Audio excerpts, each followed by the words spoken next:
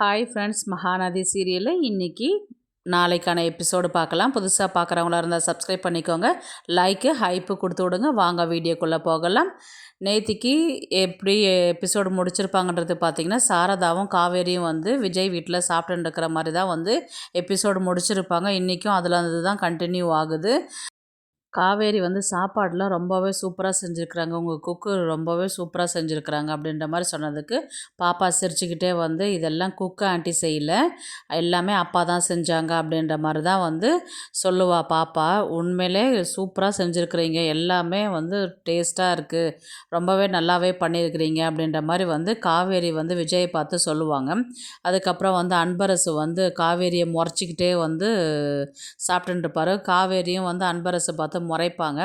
சாரதாவை பார்ப்பாரு, அதுக்கப்புறம் காவேரி பார்ப்பாங்க. 2 பேரும் மாற்றி மாற்றி பார்ப்பாங்க. இருந்தாலும் இவங்க சாப்பிட்டுட்டு முடிப்பாங்க. அதுக்கப்புறம் டைம் ஆகிடுச்சு, கிளம்புறேன் அப்படின்ற மாதிரி தான் வந்து சாரதாவும் காவேரியும் சொல்லுவாங்க. இவங்க விஜய் வந்து என்ன சொல்லுவார்னா, வரும்போதே ஆட்டோ கிடைக்கலன்னு சொல்லிட்டு சொன்னீங்க இல்லையா, இப்போ நான் கொண்டு வந்து விட்டுட்டு வந்துடுறேன் அப்படின்ற மாதிரி தான் சொன்னதுக்கு, எதுக்குங்க உங்களுக்கு வீண் சிரமம் வேண்டாம் அப்படின்ற மாதிரி தான் வந்து காவேரி சொல்லுவாங்க. அதுக்கு என்னங்க பரவாயில்ல அப்படின்ற மாதிரி தான் வந்து சொல்லுவாங்க. போகும்போது வந்து பார்த்திங்கன்னா அன்பரசர் சொல்லுவார், மிஸ் இந்த மாதிரி எங்கள் பாப்பாவை பார்க்குறேன்னு மற்ற பசங்களெல்லாம் வந்து கவனிக்காத விட்டுற போகிறீங்க, கேர் எடுக்கிறது எல்லா பிள்ளைங்க மேலேயும் இருக்கட்டும் அப்படின்ற மாதிரி தான் வந்து அன்பரசு வந்து நக்கலாக சொல்லுவார். அதுக்கு இவங்க காவேரி வந்து என்ன சொல்லுவாங்கன்னா, எனக்கு வந்து ஒரு குழந்தை எப்படி பார்த்துக்கணும்னு தெரியும், 10 குழந்தைங்களை எப்படி பார்த்துக்கணுன்றது தெரியும், யாரும் அட்வைஸ் பண்ணுற அளவுக்கு நான் வச்சுக்க மாட்டேன், என் வேலை எனக்கு என்னன்னு பார்க்க தெரியும், நீங்கள் சொல்லணும்னு எனக்கு அவசியம் கிடையாது அப்படின்ற மாதிரி மூஞ்சல் அடித்த மாதிரி பேசுவாங்க. எல்லாருமே வந்து லைட்டாக ஸ்மைல் பண்ணுவாங்க. ஆனால் அவங்க காவேரியும் சாரதாவும் கிளம்பி போனதுக்கப்புறம் இவர் அன்பரசு என்ன சொல்லுவார், 5 வருஷம் ஆகியும் பழசு மறந்தாலும் அந்த திமிரில் ஒன்றும் குறைச்சல் இல்லை, அந்த பேச்சு இன்னும் அப்படியே மாறாத இருக்குது அப்படின்ற மாதிரி தான் வந்து அன்பரசு வந்து சொல்லுவார். அதுக்கப்புறம் வந்து காவேரியும் சாரதாவும் காரில் உட்காந்துருக்கும் போது விஜய் என்ன நினச்சிட்டு இருப்பாருன்னா, நான் உனக்கு பிடிச்சதெல்லாம் செஞ்சேன், ஏதாவது உனக்கு ஞாபகம் வரும்னு நினச்சாங்க, ஒன்றுமே ஞாபகம் வர மாட்டேங்குது, நீ யூஸ் பண்ண சாரீஸு ட்ரெஸ்ஸஸ் எல்லாம் காமிச்சா ஏதாவது உனக்கு ஃபீல் வரும் அப்படின்னு பார்த்தா அதுலேயும் எதுலேயும் வரல, நான் எப்படி தான் உனக்கு ஞாபகப்படுத்துறதுன்னு தெரியல, எப்படியாவது நான் உன்னை வந்து ஞாபகம் வர வச்சுருவேன் காவேரி அப்படின்ற மாதிரி தான் வந்து இவர் மனசுக்குள்ளே நினச்சின்னு போவார். அப்புறமேட்டு வந்து பார்த்தீங்கன்னா, காவேரி சொல்லுவாங்க, சைடு இண்டிகேட்டர் ஆனில் இருக்குது பாருங்கள் அப்படின்ற மாதிரி சொன்னதுக்கு கவனிக்கவே இல்லை நான் அப்படின்ற மாதிரி தான் இவர் விஜய் சொல்வார். உடனே விஜய் வந்து என்ன சொல்வார்னா, உங்களுக்கு கார் ஓட்டலாம் தெரியுமா அப்படின்ற மாதிரி கேட்டதுக்கு, எனக்கு கார் ஓட்ட தெரியாது, ஆனால் யார் சொல்லி கொடுத்தாங்கன்றது தான் தெரியல, எனக்கு ரீசெண்டாக இப்போ ஒரு 5 வருஷமாக வந்து பார்த்திங்கன்னா எனக்கு ஆக்சிடெண்ட் ஆகிடுச்சு இல்லைங்களா, அதெல்லாம் எனக்கு என்ன நடந்ததுன்றதை நான் மறந்து போயிட்டேன், இன்னும் கேட்டிங்கன்னா எங்கள் அப்பா இறந்து போனதே மறந்து போயிட்டேன், எங்கள் அம்மா சொல்லி தான் எனக்கே தெரியும், ஆனால் கார் ஓட்டுறதுக்கு மட்டும் யாரோ ஒரு ஆள் சொல்லி கொடுத்தாங்க, ஆனால் யார் சொல்லி கொடுத்தாங்கன்றது தான் தெரியல, ஏம்மா நான் வண்டி தான் ஸ்கூட்டி தானே ஓட்டுவேன், எனக்கு கார் ஓட்ட யாருமா கற்றுக் கொடுத்தா, உனக்கு எதனா தெரியுமான்னு கேட்டால் எங்கள் அம்மாவுக்கு தெரியாது அப்படின்ற மாதிரி தான் வந்து எங்கள் அம்மாவும் சொன்னாங்க. நானும் யோசிச்சு பார்த்தேன், எனக்கும் சுத்தமாக எதுவுமே தெரியவே இல்லை அப்படின்ற மாதிரி கேட்டதுக்கு, ஏங்க கனவாங்க அது, கார் ஓட்டுறதுன்னும்போது யாராவது ஒருத்தங்க சொல்லி தானே கொடுத்துருப்பாங்க, அப்போ யோசித்து பார்த்தா அவங்க யாருன்றது உங்களுக்கு ஞாபகம் வரலையா அப்படின்ற மாதிரி வந்து விஜய் வந்து கேட்கும்போது, ஆமாங்க நானும் யோசிச்சு பார்த்தேன், ரொம்ப டென்ஷனாக தான் இருக்குது, யார் சொல்லி கொடுத்தாங்க அப்படின்ற மாதிரி தான், ஆனால் யாரும் தெரிய மாட்டேங்குது, நான் என்ன தான் பண்ணுறது அப்படின்ற மாதிரி தான் வந்து காவேரி சொல்லுவாங்க. சரி நீங்கள் யாரையாவது லவ் பண்ணியிருக்கிறீங்களா அப்படின்ற மாதிரி வந்து கேட்பாங்க. நானும் உயிருக்கு உயிராக யாரையாவது லவ் பண்ணியிருப்பேன், இல்லை என்னை யாராவது ஒருத்தவங்க லவ் பண்ணியிருப்பாங்க, ஏன்னா நான் அழகாக இருக்கிறேன் இல்லையா அப்படின்ற மாதிரி வந்து கொஞ்சம் கடுப்பாக பேசுவாங்க. விஜய்க்கு கடுப்பாகும். உடனே விஜய் வந்து, ஏங்க லவ் பண்ணுறாங்கன்னும் போது நான் உனக்காக கண்டிப்பாக நான் உன்னை தேடி வருவேன் காவேரி, உனக்கும் என் ஞாபகம் வரும், நீ நானும் லவ் பண்ணது பழகுனது பேசுனது ஒரு நாள் இல்லை ஒரு நாள் ஞாபகம் வரும், நீயே என்னை தேடி வருவ அப்படின்ற மாதிரி தான் வந்து இவர் மனசுக்குள்ளே நினச்சிட்டு போவார். அடுத்தது வந்து பார்த்திங்கன்னா அன்பரசும் வந்து ராகவும் காமிக்கிறாங்க. இதில் திடீர் ட்விஸ்ட் என்னன்னு பார்த்தீங்கன்னா, ராகவ் வந்து இவர் அன்பரசு காரை இடிக்கிற மாதிரி தான் கொண்டு போயிட்டு கதையை காமிச்சிட்டு, யார் நீங்கள்? இவர் அன்பரசு இறங்கி வந்து, யோ கார் ஓட்ட தெரியாதா உனக்கு? இடிக்கிற மாதிரி வரைய லைசன்ஸ் வாங்கியிருக்கிறியா என்ன அப்படின்ற மாதிரி தான் வந்து கேட்பாரு. கார் இறங்கின அடுத்த செகண்ட் பார்த்தீங்கன்னா அவர் வாய்ஸ் அப்படியே டல் ஆகிடும். இப்போ ஏன் கத்தலை, அமைதியாயிட்டீங்க அப்படின்ற மாதிரி தான் ராகவ் இறங்கி வருவார். அதுக்கப்புறம் அவரை எப்படி வந்து ஆன்சர் சொல்ல வைப்பாங்க பார்த்தீங்கன்னா, நான் 5 வருஷமாக ஜெயிலில் இருந்தேன் நான் வலியும் வேதனையும் நான் பட்ட கஷ்டமும் இன்றைக்கி அதை ரிட்டர்ன் கொடுக்கறதுக்கு தான் நான் வந்திருக்கிறேன். சென்னையிலேருந்து காலி பண்ணிவிட்டு இந்த ஊருக்கு வந்துட்டு எனக்கு தெரியாதுன்னு நினச்சிட்டு இருக்கிறீங்களா? இந்த ஊரில் தான் காவேரி இருக்கிறா, விஜய் இருக்கிறா, நீங்கள் இருக்கிறீங்கன்றது எனக்கு தெரியும். அதனால தான் நான் இங்கே வந்திருக்கிறேன் அப்படின்ற மாதிரி தான் வந்து ராகவ் சொல்லுவார். உடனே அன்பரசு என்ன சொல்லுவாருன்றது பார்த்தீங்கன்னா, இங்கே பார் ராகவ், நீ நினச்சதெல்லாம் பண்ணிட்ட. இனி உனக்கு எனக்கு எந்த பிரச்சனை வேணான்னு தான் நாங்கள் தனியாக வந்து இருக்கிறோம். இப்போது விஜயும் காவேரியும் ஒன்றா இல்ல. அவங்க அடிபட்டதுலேருந்து காவேரி சுத்தமாக எல்லாத்தையுமே பழசு மறந்து போயிட்டா. இப்போது குழந்தைய வச்சுக்கிட்டு விஜய் தனியாக தான் இருக்கிறாங்க. அவங்க தனியாக இருக்கிறாங்க, நாங்கள் தனியாக இருக்கிறோம். இப்போது எங்களுக்கும் அவங்க குடும்பத்துக்கும் எந்த சம்மந்தமும் கிடையாது. நீ எதனா பண்ணிக்கிறதா இருந்தால் நீ காவேரி குடும்பத்தை பண்ணிக்கோ அப்படின்ற மாதிரி தான் வந்து அன்பரசு சொல்வார். உடனே ராகவ் என்ன சொல்வார், ஞாபகம் இல்லையா? என்ன கதை விடுறீங்க அப்படின்ற மாதிரி தான் வந்து யோசிப்பார் அவர்.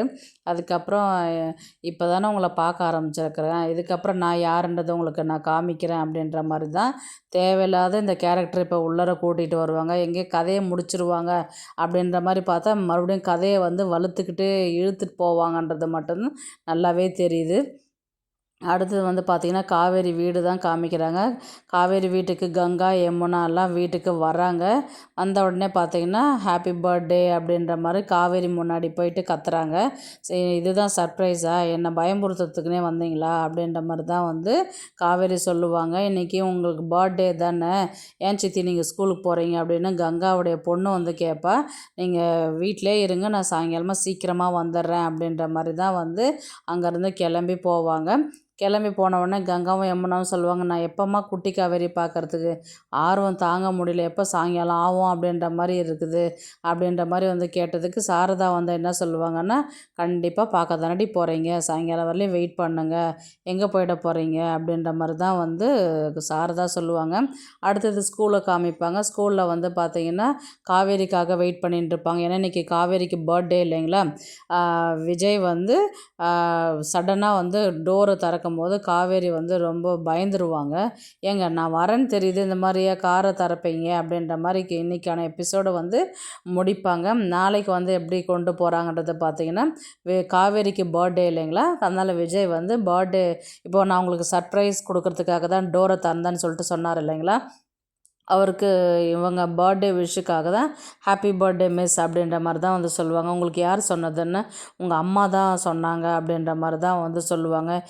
அப்படின்ற மாதிரி தான் வந்து காவேரி பண்ணுவாங்க. சரிங்க, ரொம்ப தேங்க்ஸுங்க அப்படின்ற மாதிரி. எதுவும் ட்ரீட் இல்லைங்களா அப்படின்ற மாதிரி வந்து விஜய் வந்து காவேரி கிட்ட கேட்பார். காவேரியை ட்ரீட் தானேங்க, வச்சுட்டா போச்சு, இன்னொரு நாளைக்கு வீட்டுக்கு வாங்க சாப்பிட்றதுக்கு அப்படின்ற மாதிரி தான் வந்து காவேரி வந்து சொல்லுவாங்க. எங்கே சாப்பிட்றது தானே, நம்ம எங்கன்னா வெளியில் போகலாமா அப்படின்ற மாதிரி வந்து கேட்டதுக்கு, என்னங்க என்ன சொல்கிறீங்க நீங்கள் அப்படின்ற மாதிரி வந்து கேட்டதுக்கு, இல்லைங்க வெளியில் போயிட்டு ஒரு காஃபி டீன்னா வெளியில் போயிட்டு நம்ம கொஞ்சம் ரெஸ்டாரண்ட் மாதிரி போயிட்டு சாப்பிட்டுட்டு வரலாமே, வீட்டிலே சாப்பிட்டு சாப்பிட்டு போர் அடிக்குது இல்லையா, அதனால தான் அப்படி சொன்னேன் அப்படின்ற மாதிரி தான் வந்து விஜய் வந்து காவேரி கிட்ட வந்து சொல்லுவாங்க. அப்படிங்களா, சரிங்க அப்படின்ற மாதிரி தான் வந்து இவர் சொல்லிவிட்டு இவர் கிளம்புவாங்க. இவங்க ஸ்கூலுக்கு போவாங்க. ஈவினிங் வந்து பார்த்திங்கன்னா பாப்பாவும் விஜயும் வர்றது அதுவும் சர்ப்ரைஸாக தான் இருக்கும். ஏன்னா வந்து சாரதா சொல்லியிருக்க மாட்டாங்க. அதுக்கப்புறம் ஈவினிங் இவங்கெல்லாம் உள்ளார வரும்போது வந்து பார்த்திங்கன்னா கங்கா யமுனாவுக்குமே வந்து சந்தோஷமாக இருக்கும். இவங்க காவேரி வந்து சாரதா கிட்ட கேட்பாங்க, ஏம்மா பர்த்டேக்கு தான் சொல்லிட்டேன்னு பார்த்தா எதுக்குமா அவங்கள வீட்டுக்கெலாம் வர வர வர வச்சுருக்குற அப்படின்ற மாதிரி கேட்டதுக்கு சாரதா தான் சொல்லுவாங்க, ஏன்டி இன்றைக்கி உனக்கு பர்த்டே, நாங்கள் மட்டும் இருந்தால் போதுமா, அந்த பாப்பா எல்லாம் வரல, அந்த தம்பி நல்ல தம்பி தானே, அதனால தானடி கூப்பிட்டேன் அப்படின்ற மாதிரி தான் வந்து சொல்லுவாங்க. நீ பண்ணுறது வர வர எனக்கு கொஞ்சம் கூட பிடிக்கவே இல்லைம்மா, நீ இஷ்டத்துக்கு நீ பண்ணின்னு போகிற நீ அப்படின்ற மாதிரி தான் வந்து காவேரி வந்து சாரதா பார்த்து சொல்லுவாங்க. அடி போடி அப்படின்ற மாதிரி தான் பாப்பாவை கூப்பிட்டுட்டு போயிட்டு, வா காவேரி குட்டி இங்கே பாரு, இன்னொரு பாப்பா இருக்கிறா பாரு இங்கே அப்படின்ற மாதிரி தான் வந்து கூட்டிகிட்டு போவாங்க. அதுக்கப்புறம் எல்லாரும் பேசுவாங்க. பேசிட்டு அதுக்கப்புறம் இவங்க 2 பேரும் வாங்க எப்படி இருக்கிறீங்க அப்படின்ற மாதிரி தான் வந்து கேட்பாங்க. நல்லா இருக்கிறேன் அப்படின்ற மாதிரி தான் வந்து விஜயும் சொல்லுவார். அதுக்கப்புறம் காவேரி எங்கேயோ உள்ளார போயிட்டு நான் கேக்கு கட் பண்ண கத்தி எடுத்துகிட்டு வரேன்னு சொல்லிட்டு உள்ளே போவாங்க. இவங்க யமுனா வந்து மாமா எப்படி இருக்கிறீங்க அப்படின்ற மாதிரி தான் வந்து கேட்பாங்க. நல்லா இருக்கிறேம்மா, நீ எப்படி இருக்கிற, என்ன கையில் அடிபட்டிருக்கு அப்படின்ற மாதிரி கேட்டதுக்கு நடந்தது சொல்லுவாங்க. அதுக்கப்புறம் உங்களை பார்த்ததுல ரொம்ப சந்தோஷம் அப்படின்ற மாதிரி தான் வந்து இவங்களும் சொல்லுவாங்க, விஜயும் சொல்லுவார். அதுக்கப்புறம் வந்து பார்த்திங்கன்னா கேக் கட்டிங் பண்ணுவாங்க. அது வந்து அந்த செலிப்ரேஷன் வந்து ப்ரொமோலையும் பார்த்துருப்பீங்க. அது வந்து பார்க்குறதுக்கு ரொம்பவே அழகாகவே இருக்கும். உடனே வந்து பார்த்திங்கன்னா கேக்கெல்லாம் வெட்டி சாப்பிட்டுட்டு ஷேர் பண்ணிக்கிட்டு ஜாலியாக என்ஜாய் பண்ணிக்கிட்டு இருப்பாங்க. அதுக்கப்புறம் பசங்கள்லாம் விளையாடிக்கிட்டு இருப்பாங்க. அடுத்தது வந்து பார்த்திங்கன்னா அன்பரசு தான் வந்து காமிப்பாங்க. அன்பரசு வந்து இவர் விஜயுடைய தாத்தா கிட்ட சோமுக்கிட்ட தான் வந்து ராகவ பார்த்தின விஷயத்த வந்து அவர் வந்து சொல்ல ஆரம்பிப்பார். இத்தனை நாளாக நம்ம தனியாக இருந்தவர்லேயும் எந்த பிரச்சனையும் இல்லாமல் 5 வருஷம் நிம்மதியாக இருந்தோம். சொன்னதுக்கு நீங்கள் அவன் சந்தோஷம்தான் முக்கியம், விஜய் சந்தோஷம்தான் முக்கியம் அப்படின்னு சொல்லிட்டு காவேரி கிட்ட போயிட்டு சேர்ந்த அடுத்த செகண்டே பாருங்கள், இப்போ ராகவ் வந்து என்கிட்ட பேசினான்ட்டு நடந்த விஷயத்த அத்தனையுமே வந்து சொல்லுவார். என்ன மாப்பிள்ள சொல்கிறீங்க, நிஜமாவா அப்படின்ற மாதிரி தான் வந்து சோமு கேட்பார்.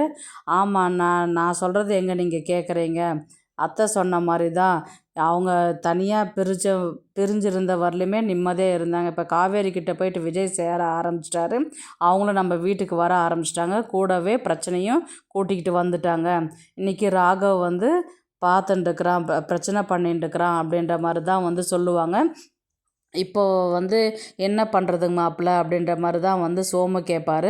உடனே வந்து அன்பரசு சொன்னதுக்கு, என் பேச்சு யார் இங்கே கேட்குறா, உங்கள் இஷ்டத்துக்கு தானே நீங்கள் பண்ணுறீங்க, இப்போ வந்து என்ன பண்ணுறதுன்னு கேட்டேன், நான் என்ன பண்ணுறது, இனி வந்து ராகவ் வந்து பிரச்சனை பண்ணுறான் அப்படின்னு சொல்லிட்டு சொன்னாக்கா விஜய் வந்து நம்பவா போகிறாரு, எதுவாக இருந்தாலும் என் பொண்டாட்டியை பார்த்துக்கிறேன், என் பிரச்சனையை நான் பார்த்துக்கிறேன் அப்படின்ற மாதிரி தானே வந்து விஜய் சொல்லுவார் அப்படின்ற மாதிரி தான் அன்பரசு சொல்லியிருக்கிறாங்க. அவன் சொல்லுவான், மாப்பிள்ள இப்போ நம்ம ஏதாவது விஜயும் பொண்ணும் பேத்தியுமே காப்பாற்றணுமே இல்லையா அப்படின்ற மாதிரி தான் வந்து கேட்டதுக்கு, என்னைக்கு காவேரி வீட்டுள்ள சேர்த்திங்களோ அன்றைக்கே பிரச்சனை ஆரம்பிச்சிடுச்சு, இப்போ வந்து காப்பாற்றுங்கன்னு சொன்னால் எப்படி, அது நீங்களே சொல்லுங்கள் மாமா அப்படின்ற மாதிரி தான் வந்து இவர் அன்பரசு வந்து சொல்லுவார். நம்ம ராகவ் உள்ளே வந்திருக்கிறாருன்னா கண்டிப்பாக பசுபதி உள்ளே கூட்டிகிட்டு வரவங்க, குமரனை கூட்டிகிட்டு வருவாங்க, நிவீனை கூட்டிகிட்டு வருவாங்க. கதையை இன்னும் எப்படியும் 1000 எபிசோடுக்கு கதையை ஒன்றுமே இல்லாமல் இழுத்துட்டு போவாங்கன்றது தெரியுது. பார்க்கலாம் எப்படி எடுத்துகிட்டு போகிறாங்கன்றது.